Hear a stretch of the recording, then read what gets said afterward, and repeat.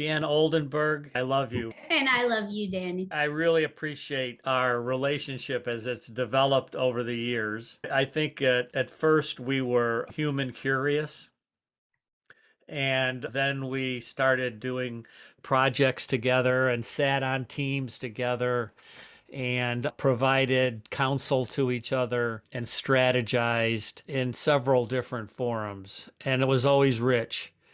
And when I was appointed to be on the PCORI Board of Governors, I'm both full of myself enough and smart enough to know that I was the right person to be selected, and I'm really good at what I do, and that there was no way I was going to reach my potential without help and regular counsel.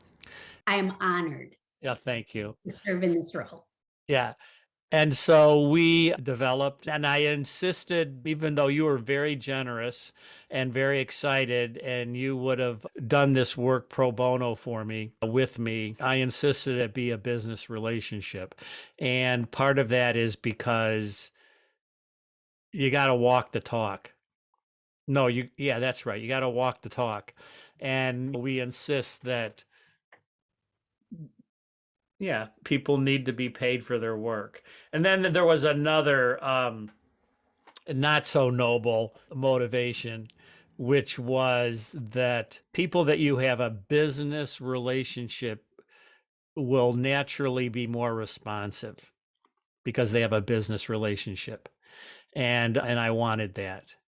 And so we've met over maybe 15 months, monthly, pretty much monthly. And for me, I think the most important thing that's happened is recognizing that I needed a filter between my brain and my mouth. And so It's a just having persistent the, problem, actually. So I really understand that. yeah, it's good to, okay, wait a minute, before I, go off half cocked, let's just chew on this with somebody else, with Jan, and why, yeah, clarify, clean it up, focus. Yeah. And so that's good. And then I think it's bringing all of the various threads that I'm involved in. So I am not multiple sclerosis. I am not PCORI board. I am Danny Van Leeuwen, and I have my fingers in a lot of pies and working on lining that stuff up with sort of life pace. How much energy do I want to be putting out in total, and in what buckets, and what issues, and balancing all that. So that's my introduction. So, what I'd like to do here is do two things. I would like to give you a chance to just talk about coaching and your feelings, approaches, philosophy. And if you want to apply any of that, you can say anything, the good, bad, and the ugly about me is fine. And then what I'd like to do is a year in review. Perfect. Perfect. Coaching is an interesting role for me in that, and honestly, Danny, and I hope this won't offend you, but I think this applies whether it's coaching you or coaching my adult children, where and one of the things that has been a critical lesson for me in building a relationship with my adult children is figuring out that they don't want me to fix their problems. They want me to be a sounding board. And that whatever advice I am teaming to give them is really not the point of the exercise. The point is really about helping them figure out what they want to do and what their instincts are and where they want to go. And I bring that, frankly, hard one, and they will tell you I still struggle with it, but that's one of the things I've tried to bring into this relationship, that this isn't about it really, if I'm doing the job well, it's not about our collaborating to solve the problems. It's really about my being an echo and a witness and a sounding board for you to figure out where you want to go. And that's not the easiest part of it for me, quite honestly, because I also like to solve the same kinds of problems. But it has been wonderful for me to be able to watch you and, frankly, your focus and your resilience in approaching who and what Danny is at this moment in time and in these roles. And if anything, helping you to hone that a little bit more or tune it or think about the ways that, what you really want to accomplish in each of these forums and how you can best accomplish that. And I hope that's how it's felt to you. Yeah. Yeah. Yeah. Yeah. Yeah. It does. It does. I think that being a reflection is important. So hearing back, you do a lot of this is what I'm hearing you say. Sometimes it sounds right and sometimes it doesn't. And then I do like your opinions because, or your advice. If it was me, I would do, I might do this. I find that helpful. I'm in no way feel like that's okay, then I'm going to do it because I'm not I like know that. that. I I'm know just that. not like that. But I think we are people who are not black and white. We are people with a lot of gray. And that gray, in and of itself, gray has so many tones. And it's where to try next. And I feel like another thing that happens is the follow up of, okay, what did we start with? We started with trust, building trust with my new colleagues, that I was in a new role. I wasn't a reviewer. I wasn't chairing or co-chairing a advisory panel. I was a board member. And that is a very different seat. Yes. And it has different power and different obligations and different levers. And I felt like that setting the first task is building trust. I remember the first management job I ever had was as a nurse manager of an ICU. And I was an ER nurse and paramedic at the time. And the ICU manager left, and the nurses came to me, and they knew me because of the advanced cardiac life support course I set up and taught. And they came to me and they said, "We want you to be our manager." And I'm like, "You guys are crazy. I've never been a manager. I've never worked in the ICU. Like, how silly can that be?" And they said, "Well, we'll teach you the ICU and you'll be a fine manager." And What gift? What yeah, gift was actually? so I went to my boss, the chief nurse, and I said what happened. And she said, "Put your hat in the ring." And so I did, and I got the job. And oh my God, it was different. I'll tell you two stories about how it was different. The first story was that within the first week, I realized that there were a lot of urinary tract infections amongst the staff. They weren't taking a break to go to the toilet. Oh, right. I think there was one other male nurse, and the rest were females.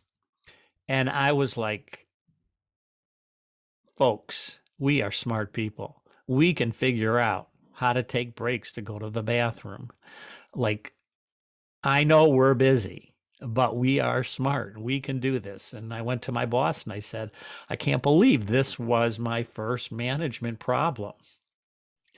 No And kidding. No kidding. So many layers of, kind of irony yeah, about that, right? yeah. And then the second was that I unilaterally ended visiting hours because it just made no sense to me that people, families, members could only come and see their family from 7 to 9. Like, Yes. where did that come from? Yes. But being like full of myself, I just did it. What was And the fallout? they were like so regretful that they had sponsored my elevation to this position. They thought I was nuts. And thankfully, the medical director was 100% behind it. And my boss, who she got lots of complaints, and she was very helpful strategizing. Okay, now what are you going to do? How are you going to handle this? And do you want to back off and whatever? Which I didn't. And we figured it out. Question for you, Danny. Yeah. Um, so the next time you were presented with something similar, Yeah. you knew there would be staff as well as patient impact in opposite directions, Oh, perhaps. yeah. It happened right away, of course. So how did you handle it? I introduced it. I built the coalition. We figured out how to do it together. Well, the next thing was that every physician had their own equipment. And so we were having to maintain this stock of all sorts of brands of the same thing, which when I got hired, ICU was a loss leader. And I said to the CEO, or to the chief nurse, which probably got me the job, is that there is no way I am leading a unit that's a loss leader. Forget it. It doesn't have to be that way. So not only did we end up with one line of everything, but we upgraded all the invasive technology. So all the monitors, Uh-huh. everything. Like, and we broke even. And that just took 2 years. Wow. So it wasn't, and thankfully, again, I had a wonderful medical director because I couldn't have, by myself, I couldn't have done any of that. Absolutely. But anyway, so I don't know why we got down this thread. Okay, I don't know that, like, those were some pretty formidable accomplishments. Elimination of urinary tract infections, visiting hours, equipment, monitor, breaking even. Like that, I actually don't know if I ever have had those kinds of outcomes. Those are dramatic. Those are dramatic, they're clear, they're measurable. Right. They are both human-centered and good for the organization. They hit all the chimes. So I don't know. So if I think about this first year of PCORI, being on the board, I don't know that I can say that, those kinds of things. On the other hand, I feel like we started with trust. And I think part of the trust was managing the role that I was not a detail, I was no longer a detail person. I was actually not that much of an opinion person, which is we'll have to parse that. But the role is really different. And I'm not in operations. And even though I had relationships with a lot of people at Picori through my doing, I did all sorts of reviews because being health hats, they could check off all sorts of boxes with me. And depending on what they needed, I've worked across the continuum of care, behavioral health, physical health. So I have expertise in a lot. So they used me a lot. So I knew a lot of people. And then I led an advisory panel for 4 years. And then I was on another one for a year. So I knew a lot of people. And I had relationships with those people. And I would communicate with them very occasionally. It's not like I worked in the same office with them. We spoke monthly or every couple months, so quite a bit. And that's not being on a board is really different. So I feel like the first part of trust was making it clear that I appreciate the dilemma, the change, the difference. Mhm. And I think some of the stuff we talked about was I had this long-standing regular communication with X. That's just not that appropriate. Maybe with her boss, maybe at the director level. And then just being free to say, having calls with the chair or the executive director and saying, this is something that is interesting me or concerning me. And here's what I would do left to my own devices. And I just want to make sure that let's talk about the right way to do this in my role on the board that's supportive of you and the staff and not being a problem. Well, and And to I go think we back talked about that, how to do that. a lot, and I think it's reflecting back on your story about going from the nurse to being the manager. There are changes at each level along the way. So I got a lot of management training when I first started, but I didn't get training on how to be a middle manager. Right. And so, Right. right, Which is which like, is a night and day difference. oh You my know, goodness. even being a manager, it took a long time for me to start appreciating that it wasn't me getting the compliments. It was my staff getting the compliments and I got the shit. And And that's the job. and that's the job. You got to Exactly. own it. You have to figure out how to take pleasure from that. And Right. then when you go from management at whatever level to being bored, Right. it's the same kind of a sea change. And you have to do exactly those same kinds of thoughtful pondering about, is this appropriate or not? Yeah. How deep can I go? How much of this is my role?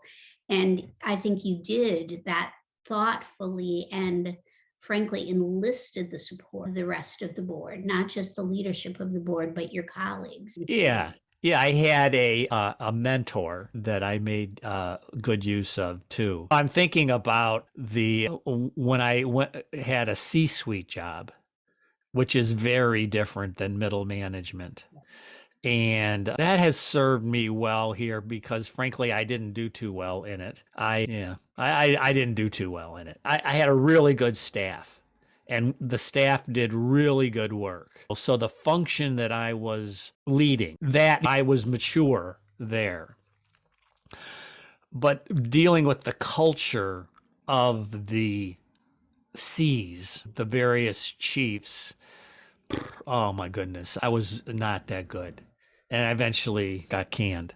But I feel like that also made me realize how different the board. In that job I served the board. Mhm. And that taught me how much work it is for staff to serve a board. Yes. And I do know that I am heard on these board meetings. And we've talked about this. Like, how do you recognize being heard? And I feel like it isn't 2 or 3 meetings, sometimes one, where something I said or commented on has a life. Now, I think that some of it had been worked on for quite a while, but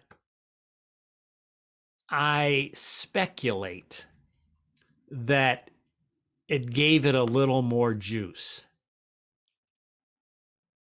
Well, and Danny, one of the things I think I have been impressed with as I have looked at what you've been doing over the course of this time is that you were very clear when you started about the set of goals that you had for being on the board.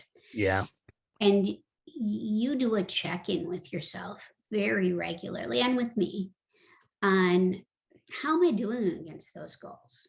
How do I know if I'm doing enough, the right things, if they're moving forward at an appropriate pace? And I think you maintain that really laser like focus on what really matters about your role in this particular institution and what you want to make sure happens as a result of it. And Yeah. I strongly believe it's one of the reasons you are effective and you are being heard. I think that if I were to think about what are those things, I think it has to do with equity in the research process,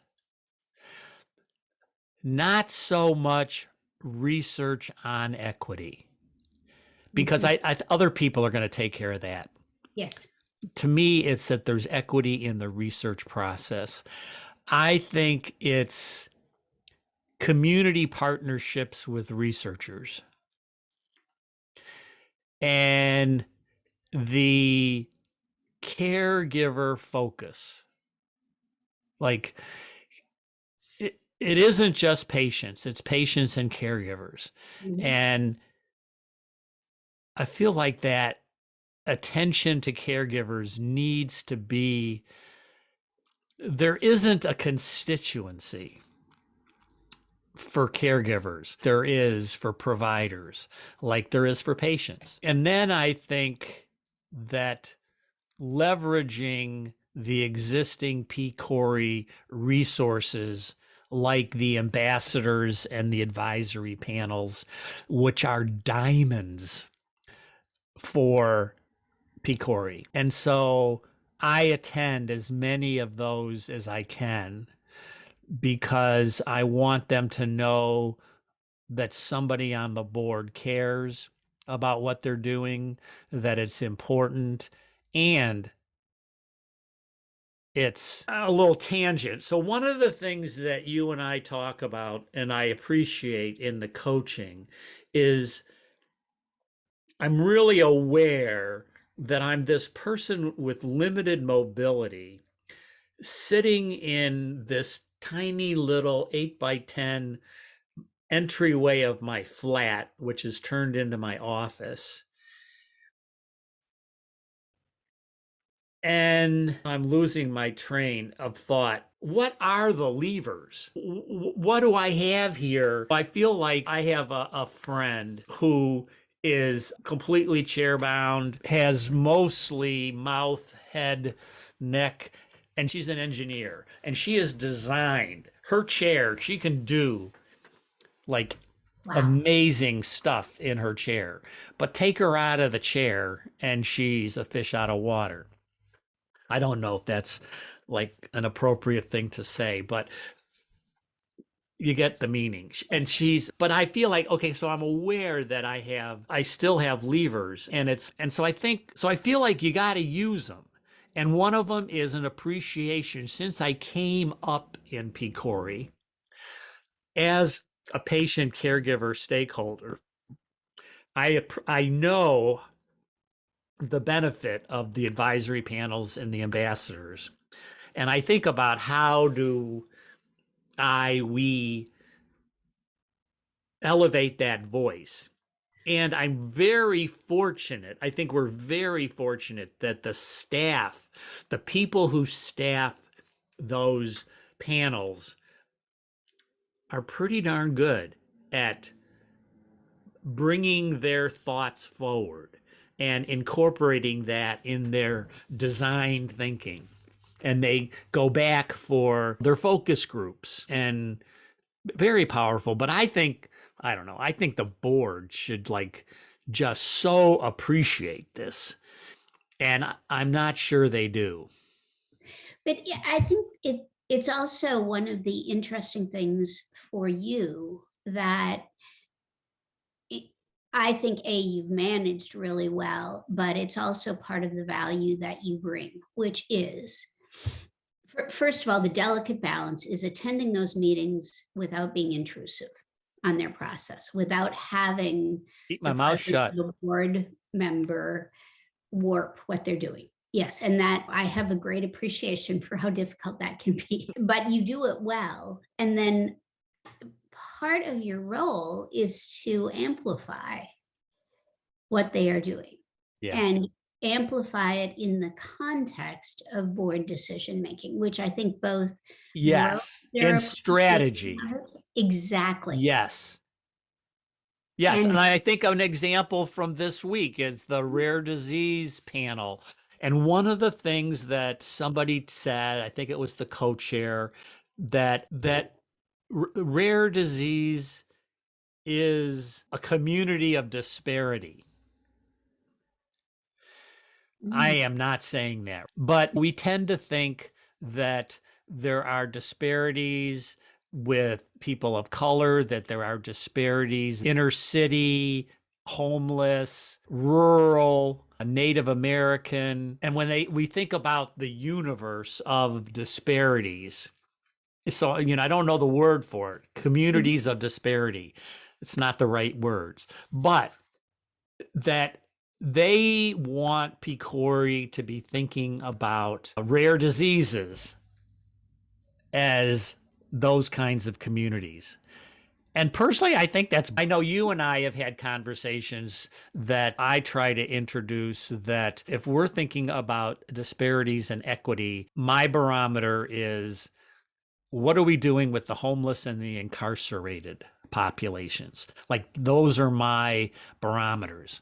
But I think I'm going to add rare diseases mhm. because of that discussion with the rare disease team. Like I thought it was a brilliant frame. Yes.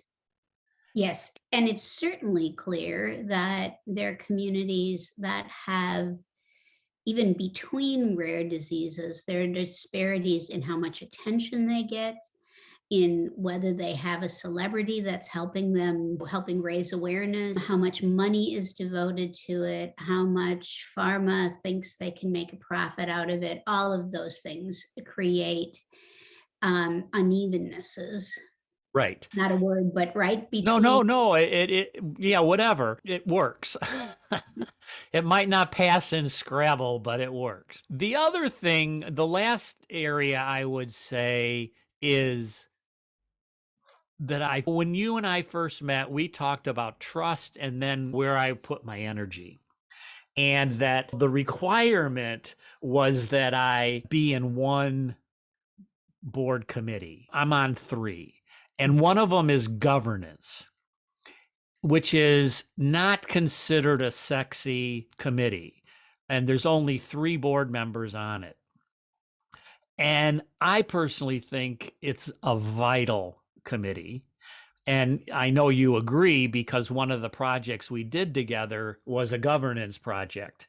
And we actually learned quite a bit in that project. Yeah. And so out of that, I marry my quality management background and think that the board needs a dashboard of themselves, of their work, and a dashboard of that's related to the national priorities.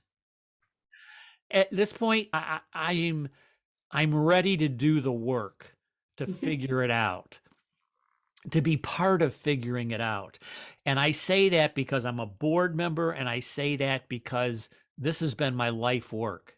So I'm good at it. If I wasn't a board member, you could hire me to do this and you would get what you want. But I'm a board member. And so I'm looking forward to a conversation scheduled next month that I'm having with the board chair and co-chair. And I think they're going around and they're just having their periodic checking in, which I appreciate that they're doing. And as you and I do, we think about what are the two things I want to accomplish in whatever meeting I'm preparing for. Yep. And so this is one. And so, everybody who's listening, here's the inside track on Danny's coaching and thinking about PCORI. And those of you who are in PCORI and thinking about this, you're like getting this view into Danny's brain. Enjoy. I think the other thing is thinking about me as growing into more leadership role in PCORI as either a committee or a work group or whatever.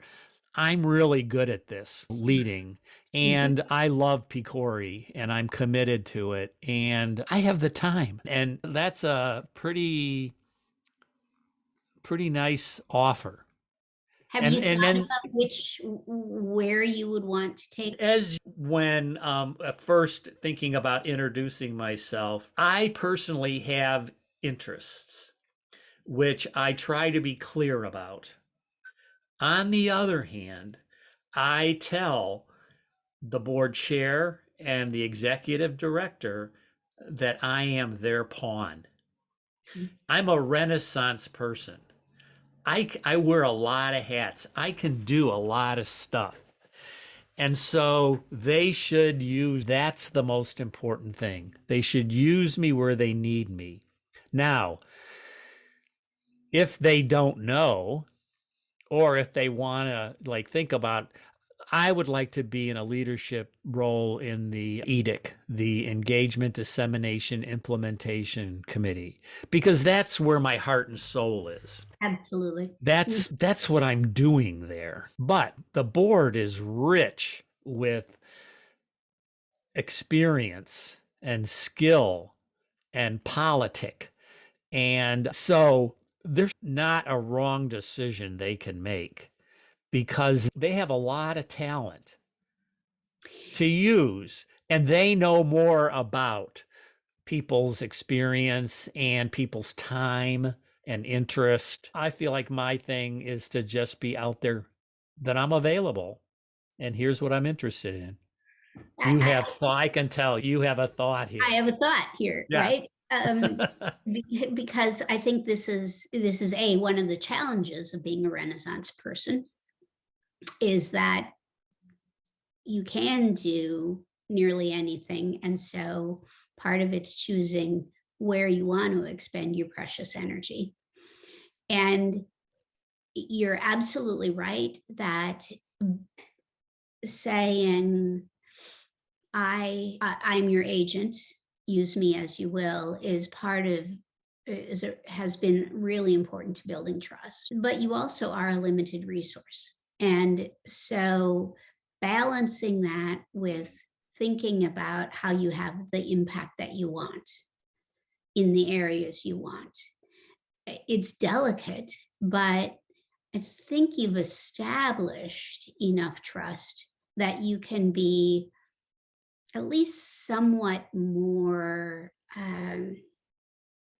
forceful about the places Yeah. where you think you'd be most effective or where your goals most converge with the organization's goals. I'll say two things to that. One of them is that if I were to have picked the three places to be, it would Yeah. be the three places they put me. So that's number one.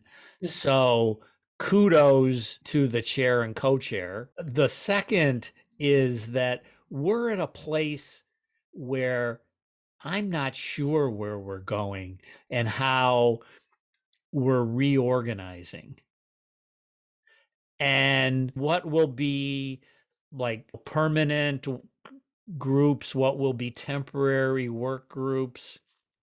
And I don't know what they're thinking about. I sit at the table, strategy and governance, where these come up. So I have something to say about them and I'm in touch.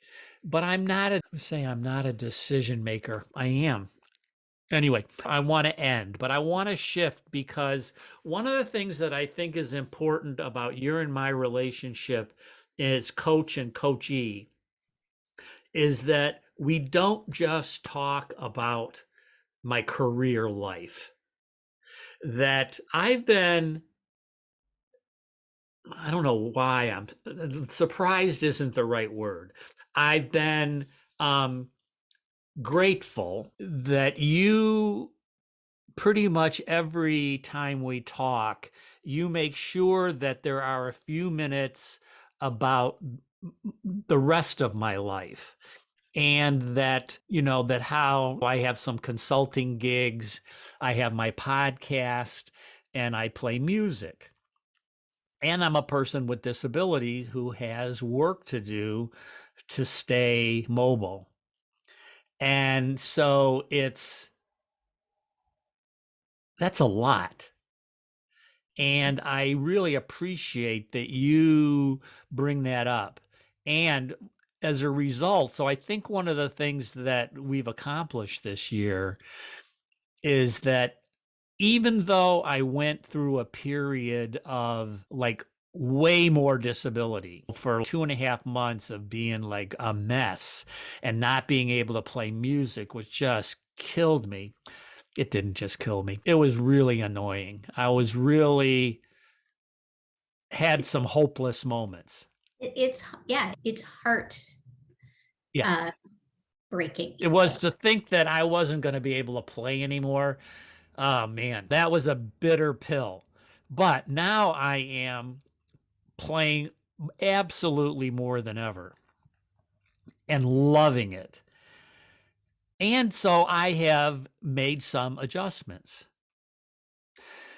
I have declined some work.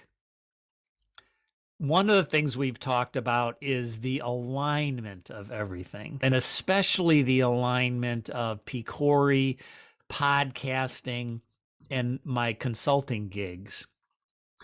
I'm actually doing very little pro bono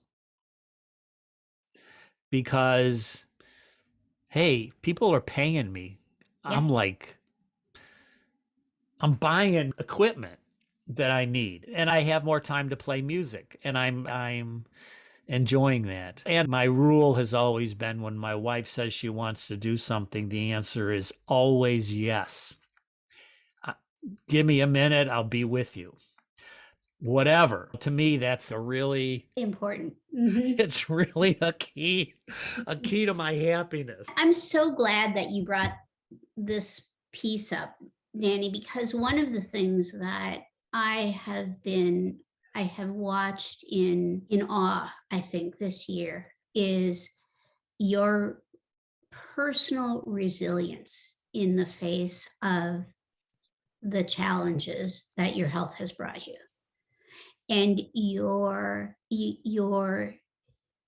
continued problem solving around how to do it, how to be able to do it. And again, it comes in part with clarity of focus about what brings you joy and what you need to maintain that.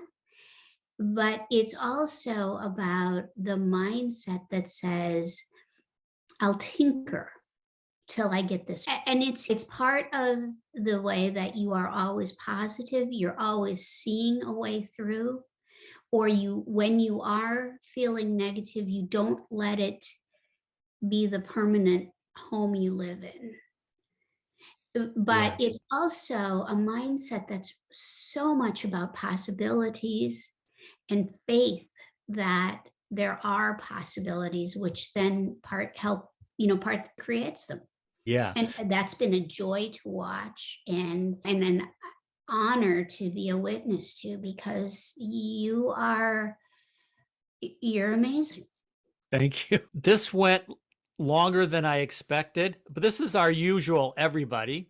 this is usual. We book an hour, we take an hour. We don't do it that often. Like I said, we do, seems like it turns out monthly, and it feels like enough. And it helps me, again, continue focus, self-reflection. Self-reflection is so important. The podcast that's coming out this week with Matthew Hudson, and it's a about episode about the embedded researcher. Mm, yeah. And he ends with, I ask him, what do you want to leave people with? And he ends with the importance of self-reflection and then supporting each other with our blind spots and our strengths. It's brilliant. It's just brilliant. I just love Mhm. that ending. So yeah, so anyway, Happy New Year. I am so grateful to you and our personal and business relationship. I look forward to the possibilities. And I gave you no opportunity to talk about yourself.